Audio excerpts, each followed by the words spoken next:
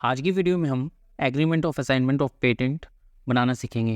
Hey everyone, this is Gaurav, welcome to Granth education. जब भी कोई एग्रीमेंट ड्राफ्ट करोगे स्टार्ट करो नेम क्लोज से, फिर बताओ डे क्या था, डेट क्या था और प्लीज़ बता दो। फिर बाय एंड बिटवीन के बाद पार्टीज़ को डिस्क्राइब कर दो, कौन कौन सी पार्टीज़ इस एग्रीमेंट में इन्वॉल्व है। हमारे केस में मिस्टर ए है और मिस्टर सी है। मिस्टर ए को हम एग्रीमेंट में असाइनर बोल रहे हैं और मिस्टर सी को हम एग्रीमेंट में असाइनी बोल रहे हैं। फिर हमने वेयर एज लिखा, वेयर एज से हमारा रिसाइटल पार्ट स्टार्ट हो गया, जिसके फर्स्ट पैराग्राफ में हमने लिखा कि असाइनर और असाइनी को दोनों को हम कंबाइन एग्रीमेंट में पार्टीज बोलेंगे। और फिर नेक्स्ट पैराग्राफ में लिखा असाइनर ने एक प्रोसेस को इन्वेंट किया है और उसी प्रोसेस को उसने पेटेंट भी करवा लिया अंडर द पेटेंट एक्ट 1970।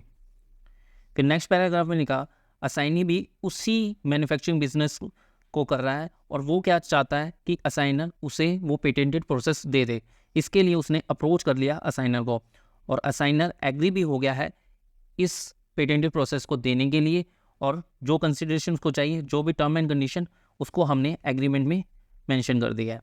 फिर आया now this agreement witnesses as follow, जिसके फर्स्ट पॉइंट में लिखा कि इस एग्रीमेंट के अकॉर्डिंग असाइनर क्या कर रहा है, एब्सोल्युटली और अनकंडीशनली असाइन कर रहा है पेटेंटेड प्रोसेस को, किसको, असाइनी को। और जो ये पेटेंटेड प्रोसेस है वो कितने ड्यूरेशन के लिए असाइन किया है, for a period of 10 year. और ये 10 ईयर कब से, from the date of execution year, जिस दिन ये एग्रीमेंट बन रहा है उस दिन से 10 साल। और इसके बदले में असाइनी कुछ अमाउंट ऑफ कंसिडरेशन देगा, वो इधर मेंशन कर देंगे और वर्ड में इधर मेंशन कर देंगे। फिर फोर्थ पॉइंट में लिखा कि डेट ऑफ दिस एग्रीमेंट से क्या होगा, असाइनर असाइनी को एक्सक्लूसिव राइट दे देगा यूज़ करने का, और ये भी रिस्ट्रिक्शन भी डाल देगा कि असाइनी इसको किसी और को असाइन नहीं कर सकता और जो भी इंफॉर्मेशन उसको वो कॉन्फिडेंशियल रखेगा असाइनी।